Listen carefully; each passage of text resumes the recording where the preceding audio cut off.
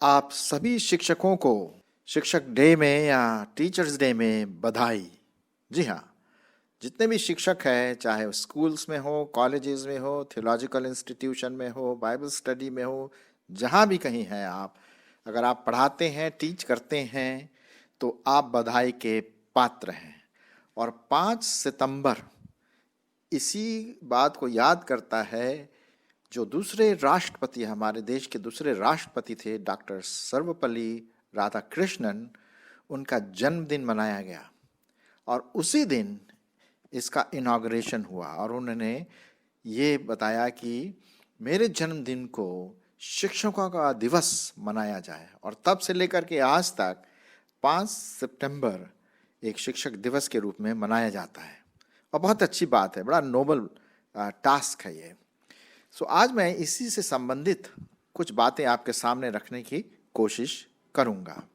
इससे पहले कि मैं आगे बढ़ूं, मैं आपके सामने एक सत्य घटना रखना मांगता हूं, जो सच में ऐसा हुआ एक शिक्षक के साथ और एक स्टूडेंट के साथ। सुनिए।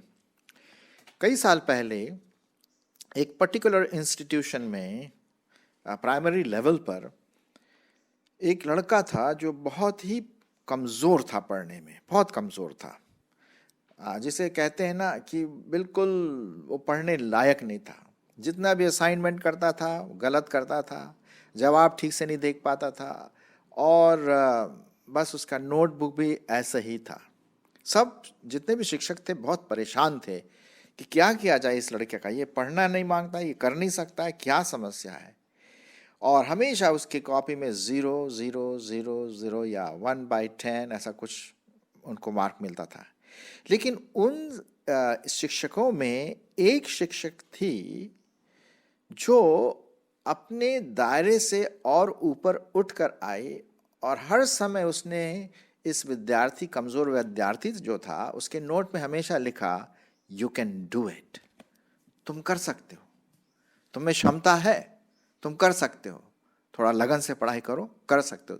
जब भी उसका नोटबुक वगैरह आता था तो हमेशा इसके बजाय कि कुछ रिमार्क देना नकारात्मक रूप से, नेगेटिव रूप में, वो हमेशा इनकरेज करती थी, उसको उत्साहित करती थी कि बेटा यू कैन डू इट, तुम कर सकते हो, तुम्हें क्षमता है। और ये उसके दिमाग में बैठ गई, ये बात उसके दिमाग में भाग गई। और फिर उसने कोशिश किया, बहुत कोशिश किया। कई साल बीत जाने के बाद, करीब 20-25 साल बीत जाने के बाद, इस शिक्षिका के पास एक नोट आया। नोट क्या, एक लिफाफा आया, वो भी अमेरिका से। और उस लिफाफे में इस विद्यार्थी का एक नोट था। वही विद्यार्थी जो बचपन में प्राइमरी क्लास में बहुत कमज़ोर था। और उसने एक नोट लिखा, और उस नोट में सुनिए क्या लिखा। उसने कहा कि मैं आपके जो मुझे रिमार्क्स दिए जाते थे पॉजिटिव रूप में, यू कैन डू इट, तुम कर सकते हो, उसने मुझे बहुत प्रभावित किया। और मैं पूरी लगन से मैं स्टडी करता रहा। और इसके बाद आज मैं अमेरिका के एक बड़े भारी स्कूल से, इंस्टीट्यूशन से, कॉलेज से मैं डिग्री हासिल करने जा रहा हूँ, और मेरा ग्रेजुएशन इस तारीख को है। मैं इस पत्र के साथ air ticket, return air ticket भी भेज रहा हूँ, ताकि आप मेरे ग्रेजुएशन में आएँ और मेरे लिए एक ऑनर बने। मेरे लिए बहुत अच्छी बात होगी कि आप आएँ और ग्रेजुएशन में शामिल हो। इस शिक्षिका के पूरे सहम गई वो, और उसने बोला वाह क्या बात है, उसके आंखों से आंसू निकलने लगे। और इसके बाद वो अमेरिका गई, और श्योर इनफ वहाँ पर इस शिक्षिका को सामने बिठाया गया। और जब उसकी बारी आई ग्रेजुएशन की, तो उस विद्यार्थी ने ये रिमार्क दी। उसने कहा, मेरी जो शिक्षिका थी, मेरी जो टीचर थी प्राइमरी स्कूल में, आज मेरे गेस्ट ऑफ ऑनर है, वो सामने बैठी हुई हैं। और उसने टीचर की ओर संबोधित करते हुए कहा, आपने जो नोट्स लिखे थे मेरे नोटबुक में, यू कैन डू इट, आपने मुझे इनकरेज किया, आपने पूरी सहानुभूति दिखाई, आपने अपना पूरा समर्पण दिखाया। आप टीचर नहीं, लेकिन आप मुझे बनाने वाले हो गए। आप समझ सकते हैं कि पूरा क्लास इस बात पर ताली बजाया और सब खड़े हो गए उस शिक्षिका को ऑनर देने के लिए, जिसने इसके जीवन में, इस विद्यार्थी के जीवन में एक बहुत प्रभाव डाला और आज वो ग्रेजुएट हो रहा है एक बड़े भारी कॉलेज से। इस कहानी का मतलब क्या है? मतलब ये है कि जो भी शिक्षक हैं, आपके पास ये टैलेंट है पढ़ाने का जो परमेश्वर आपको देता है, चाहे आप स्कूल्स में हो, कॉलेजेस में हो, इंस्टीट्यूशंस में हो, टेक्निकल इंस्टीट्यूशन में हो, थियोलॉजिकल इंस्टीट्यूशन में हो, अस्पताल में हो शिक्षक के रूप में, शायद वो क्रिश्चियन एजुकेशन के रूप में हो, बाइबल स्टडी में हो। आप अगर कुछ दूसरों को सिखाते हैं, आप शिक्षक हैं। मैं एक शिक्षक हूँ और मैं यही बात मैं आपको बताना मांगता हूँ कि जब हम बोलते हैं हैप्पी टीचर्स डे, इसका मतलब ये नहीं थैंक यू बोलना और फ्लावर दे आना, वो बहुत अच्छी बात है, लेकिन हमें इससे भी आगे बढ़ना है। अब ये शिक्षक के रूप अलग अलग हैं। कई माँ बाप शिक्षक हो सकते हैं, कोई दोस्त शिक्षक हो सकता है, कोई अपने संबंधियों के साथ शिक्षक हो सकता है, और जो दूसरों को शिक्षा देता है वो खुद एक टीचर बन जाता है। हम देखते हैं मेरे प्रियो कि शिक्षक की जो पद है ये बहुत नोबल है, बहुत ऊंची पद है, क्योंकि शिक्षा के द्वारा ही व्यक्ति की उन्नति होती है, समाज की उन्नति होती है, शहर की उन्नति होती है और हमारे देश की उन्नति होती है। तो ये पूरा डिपेंड करता है कि शिक्षक अपने आप को किस प्रकार से अपनी जो शिक्षा की जो शिक्षा दीक्षा है और काम है उसको किस लगन के साथ करते हैं। अब सुनिए ना, इसी कहानी का जो मैंने आपको बताया, उसने इस विद्यार्थी का जीवन ही बदल दिया। और बताइए, उसने अमेरिका बुलाया जस्ट टू से थैंक यू कि आपने जो मेरे लिए किया मैं भी दूसरों के लिए वैसा ही करूँगा। आप ट्रेनिंग, आप सिर्फ एक ज्ञान नहीं दे रहे हैं, ज्ञान तो बहुत इम्पोर्टेंट है, बहुत ज़रूरी है, लेकिन उसके साथ साथ आप पूरी सहानुभूति उसके साथ झेल रहे हैं, पूरी अनुकंपा उनके साथ है, पूरी संवेदनशीलता के साथ आप दूसरे व्यक्ति को पढ़ा रहे हैं। हो सकता है वो समझने में थोड़ा टाइम ले, लेकिन वो समझेगा यदि आप कंटिन्यूअस लगातार इन बातों की ओर लगे रहें। और जहाँ तक हम परमेश्वर के वचन की बात देखते हैं तो शिक्षा के बारे में बहुत कुछ लिखा हुआ है, टीचर एंड द टीचिंग, शिक्षा और शिक्षक। मैं इसके बारे में तो नहीं जाऊंगा क्योंकि बहुत लंबा चलेगा, लेकिन जब भी हम बाइबल की शिक्षा देते हैं, जब भी हम कॉलेज में एजुकेशन में शिक्षा देते हैं, जब भी हम किसी इंस्टीट्यूशन में पढ़ाते हैं, तो हमारी स्टूडेंट को ये पता होना चाहिए कि यार ये पूरे तन मन धन के साथ ये शिक्षा दे रहा है। ये नहीं कि शिक्षक जो है अपना रिस्पॉन्सिबिलिटी पूरे कर दिया और घर चले गए। नहीं, इट्स मोर देन दैट।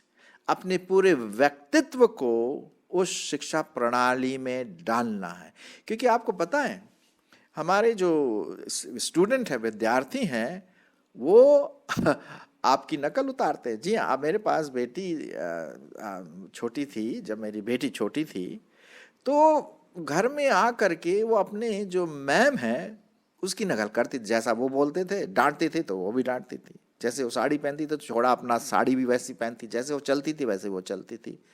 तो देखिए आप किस प्रकार का प्रभाव अपने स्टूडेंट्स में डाल रहे हैं, ये बहुत ज़रूरी है।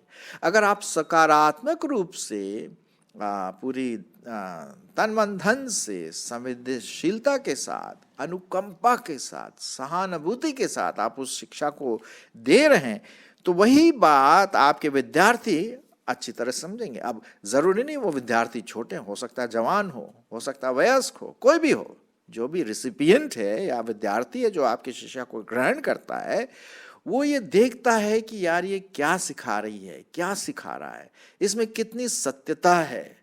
और इसके हाव भाव, ये कितना अपने टीचिंग प्रोफेशन में प्रोफेशनल है, ये सब स्टूडेंट्स देखते हैं, बिल्कुल देखते हैं। वो शायद आपके सामने बहुत आदर के साथ पेश आए, लेकिन आपके पीछे आपके बारे में क्या बात करते हैं, ये बात बहुत ज़रूरी है।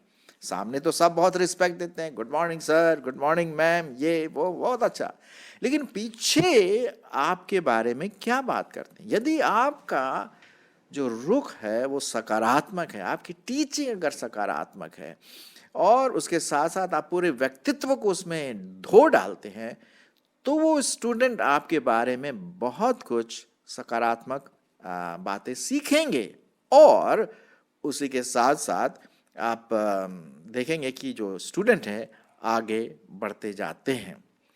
अब आत्मिक रूप से हम देखें, जब हम बाइबल स्टडी की बात करते हैं और प्रभु यीशु मसीह के टीचिंग के बारे में, जो हमारा मास्टर टीचर है, हमारा मास्टर टीचर कौन है, हमारा हीरो टीचर कौन है? ऑफ कोर्स हमारा हीरो टीचर, हमारा जो मास्टर टीचर है वो प्रभु यीशु मसीह है, और हमें उसी की जो प्रतिबिंबता है, उसके जो बातें हैं, मुझे अपनाना है, आपको अपनाना है, मास्टर टीचर को एक आदर्श के रूप में देखना, because he is our example. अब मैं कुछ बातों को प्रभु यीशु मसीह के बारे में पढ़ूंगा कि कैसा मास्टर टीचर हमारा प्रभु यीशु मसीह था। ऑलराइट, तो पहला देखते हैं मरकुस रचित सुसमाचार और उसका 6 अध्याय 2 पद। मरकुस उसका 6 अध्याय और 2 पद। यहाँ पर इस प्रकार से लिखा हुआ है परमेश्वर के वचन में 6वां अध्याय और उसका 2 पद। सुनिए परमेश्वर का वचन क्या कहता है। सब्त के दिन वह आराधनालय में उपदेश करने लगा और बहुत लोग सुनकर चकित हुए और कहने लगे, इसको ये बातें कहाँ से आई और यह कौन सा ज्ञान है जो उसको दिया गया, और कैसे सामर्थ्य के काम इसके हाथ से प्रकट होते। क्या ये वही बढ़ई का जो मरियम का पुत्र है और याकूब और योसेस और यहूदा और शमौन का है?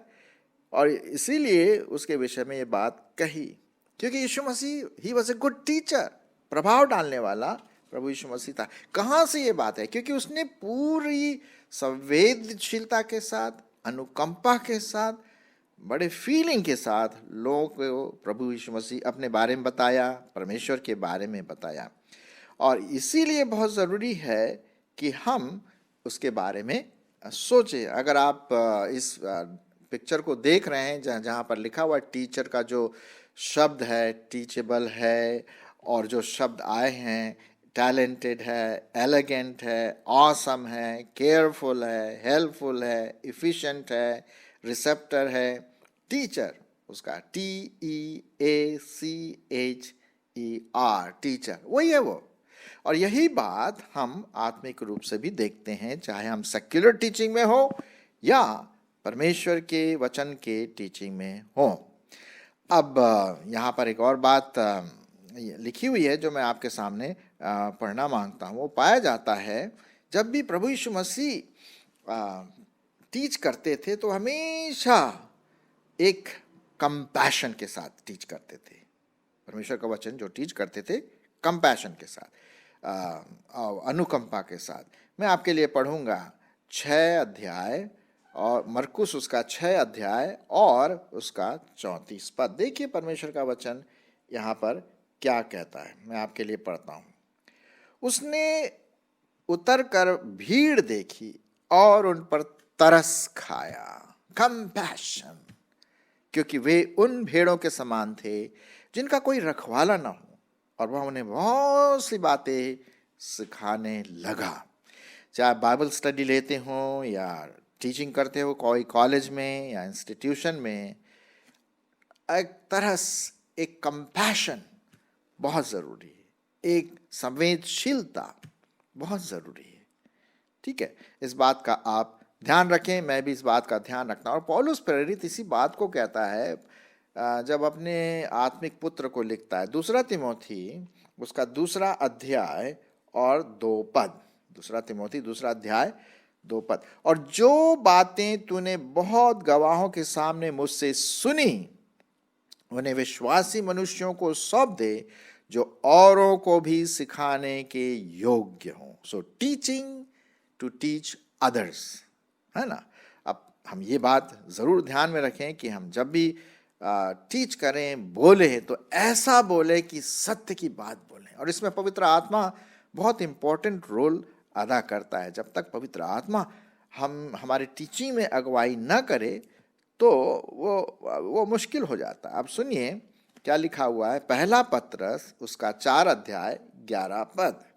पहला पत्रस उसका 4 अध्याय और 11 पद। यदि कोई बोले, स्पीक, टीच, है ना, यदि कोई बोले तो ऐसा बोले मानो परमेश्वर का वचन हो, चाहे वो सेक्युलर एजुकेशन में क्यों ना हो या थियोलॉजिकल एजुकेशन में क्यों ना हो या एक सिंपल बाइबल स्टडी क्यों ना हो। यदि कोई बोले तो ऐसा बोले मानो परमेश्वर का वचन है। यदि कोई सेवा करे तो उस शक्ति से करे जो परमेश्वर देता है, जिससे सब मनुष्यों पर सब बातों में यीशु मसीह के द्वारा परमेश्वर की महिमा प्रकट हो। महिमा और सामर्थ युगान युग उसी की होती रहे, आमीन। तो यहाँ पर हम देखते हैं कि हम पवित्र आत्मा से मांगे। जब भी आप पढ़ाते हैं, इससे पहले कि आप आगे बढ़ें, आप पवित्र आत्मा से प्रार्थना करें कि पवित्र आत्मा हमारी इसमें अगुवाई करे, टीचिंग करने में। जब भी हम परमेश्वर का वचन सिखाते हैं दूसरों को, तो पवित्र आत्मा की सामर्थ्य में सिखाएं। क्योंकि यीशु मसीह ने क्या कहा, पवित्र आत्मा आएगा और तुम्हें वो बातें सिखाएगा जो मैंने कही, याद दिलाएगा। पवित्र आत्मा के सामर्थ्य में हम उस टीचिंग को पूरा करें। ये बात आपको मुझको ध्यान में रखना है। लूका उसका 12वां अध्याय और 12 पद। क्योंकि पवित्र आत्मा उसी घड़ी तुम्हें सिखा देगा कि क्या कहना है। पवित्र आत्मा से हम टीचिंग करें। और मैं सिर्फ बाइबल स्टडी की बात नहीं कर रहा हूं, चर्च में जो टीचिंग करते हैं उसकी बात नहीं कर रहा हूं, वो तो है ही। लेकिन सेक्युलर एजुकेशन में जो भी सब्जेक्ट आप पढ़ा है, पवित्र आत्मा इसमें अगुवाई करेगा। वहां पर भी ये बहुत जरूरी है। आप प्रार्थना करें, प्रभु आज मैं तेरा वचन देने वाली हूं, या जो भी सेक्युलर सब्जेक्ट में देना हो, मतलब पढ़ाना है, पवित्र आत्मा इसमें अगुवाई करे। ये आप जरूर करें। तो आइए, आज हमने कई बातों को छोटे से संदेश में टीचरों के बारे में देखा, शिक्षकों के बारे में देखा। ये बहुत ज़रूरी है हम विद्यार्थियों को जो सीखते हैं कि अपने टीचर्स के लिए धन्यवादित हों।